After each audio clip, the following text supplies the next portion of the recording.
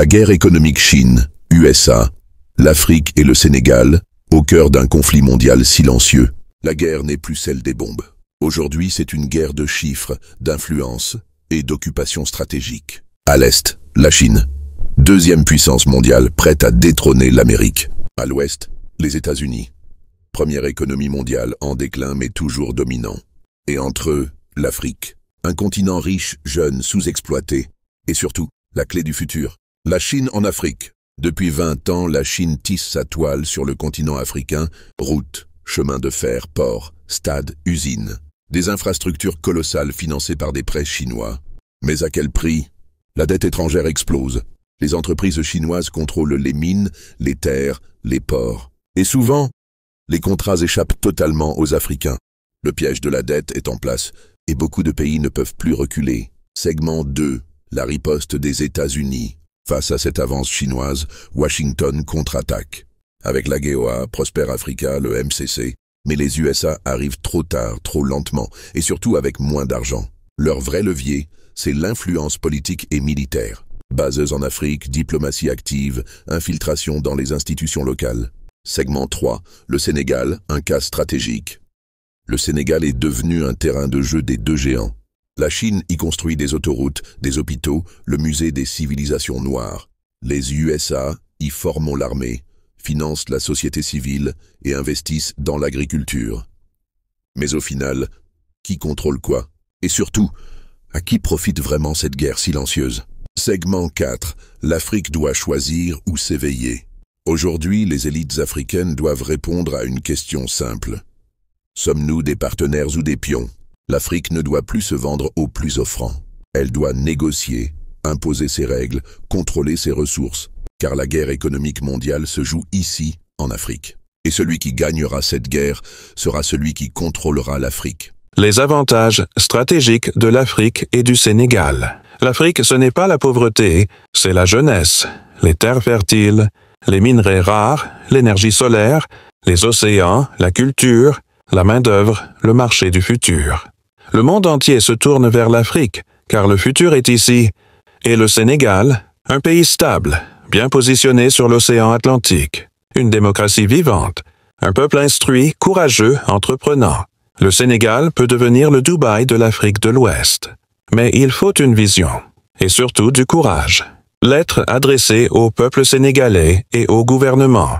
Lettre d'un enfant du pays, non cher Touba, Niang, peuple sénégalais.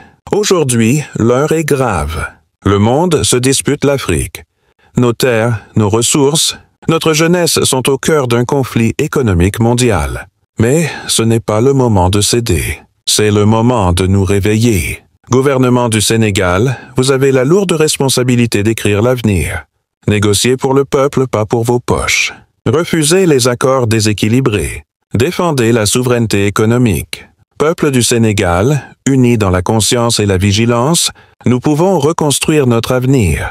Ce pays est à nous, pas aux puissances étrangères, pas aux multinationales, pas aux intérêts cachés. Signé, un fils du Sénégal, Xamcham Ak Komkom. Lettre de motivation pour la jeunesse sénégalaise. À toi, jeune frère, jeune sœur. Tu n'es pas né pour subir, tu es né pour créer, bâtir, inspirer. Le monde parle de l'Afrique sans les Africains. Il est temps de reprendre la parole, de reprendre le pouvoir. Forme-toi, Lanston Business.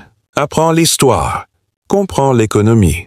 Épargne, investis, invente, bâtis-toi. Ne te contente pas d'un emploi.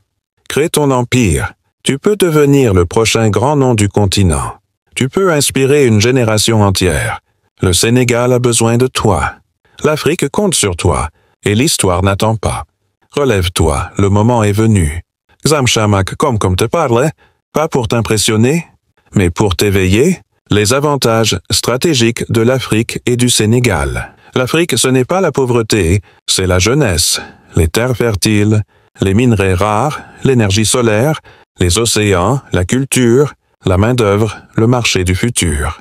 Le monde entier se tourne vers l'Afrique, car le futur est ici, et le Sénégal, un pays stable, bien positionné sur l'océan Atlantique, une démocratie vivante, un peuple instruit, courageux, entreprenant.